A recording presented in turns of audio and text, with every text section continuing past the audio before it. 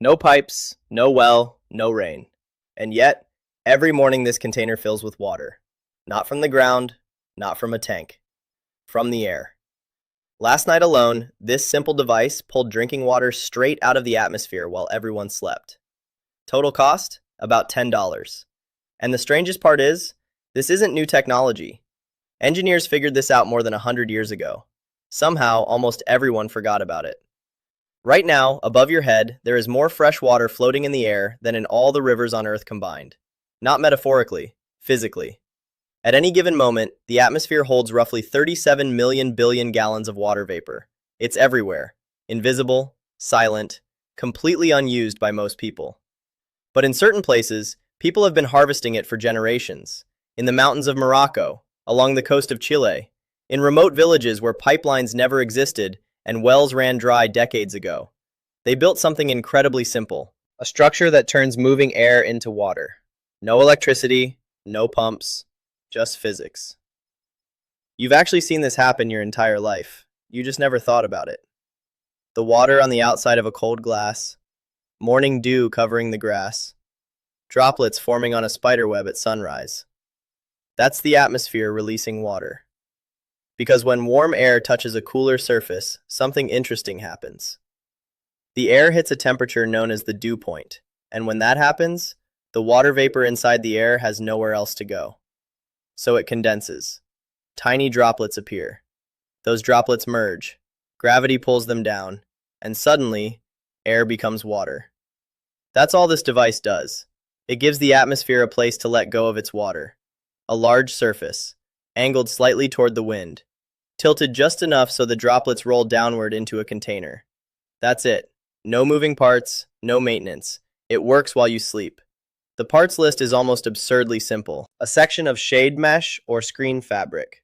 Something with a tight weave so moisture can cling to it. 4 pieces of PVC pipe to make a frame. Some zip ties, and a small gutter or tray at the bottom to collect the water. Altogether, the materials cost about $10 at most hardware stores. Build the frame first. Stretch the mesh tight across it. You want tension across the entire surface so droplets can't pool. Pooling slows down water collection.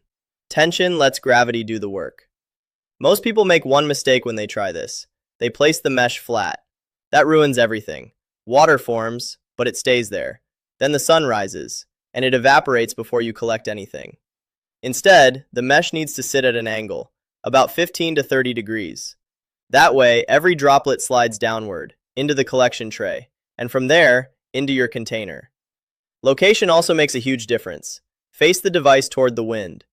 Air moving through the mesh increases condensation. Lift it slightly off the ground. Air near the ground tends to be warmer and drier. Even a foot higher can increase water production. And avoid early sunlight. Morning sun evaporates dew before it has time to drip. Set the device up before sunset. Return at sunrise. That's the entire routine. On an average night with moderate humidity, a small collector like this can produce around half a liter of water. That might not sound impressive, but that's from air that was completely invisible hours earlier. Increase the mesh size, and the numbers grow fast. Larger collectors used in Chile produce thousands of liters per day, all from fog and air movement. No electricity, no pumps. Just the atmosphere doing what it has always done. Atmospheric water starts out surprisingly clean. It hasn't touched soil. It hasn't flowed through pipes. It hasn't mixed with agricultural runoff. But it can collect dust or particles from the mesh. So filtration is recommended. A simple bottle filter works perfectly. Cotton. Activated charcoal. Sand. Pour the collected water through it. And if you want complete safety, boil it. Or add a single drop of unscented bleach per liter and wait 30 minutes. Now the water is safe to drink. What's fascinating about this system is how old it actually is. Some archaeologists believe ancient desert civilizations built stone structures specifically designed to collect dew. The Incas used fog harvesting techniques in the Andes, generations before modern plumbing existed. Then something changed. Cities built pipelines. Water came from taps. And slowly, this knowledge disappeared. Not because it stopped working, but because people stopped needing it. For about $10 and a few pieces of mesh, you can build something that quietly pulls water out of the air every night. No infrastructure, no electricity, no permissions, just physics. The atmosphere above us is holding an ocean of water that almost nobody collects. But now, you know how. And in the next video, I'll show you another forgotten survival system, one that can produce heat with no electricity at all. When the grid fails, you'll want to know that one too. See you there.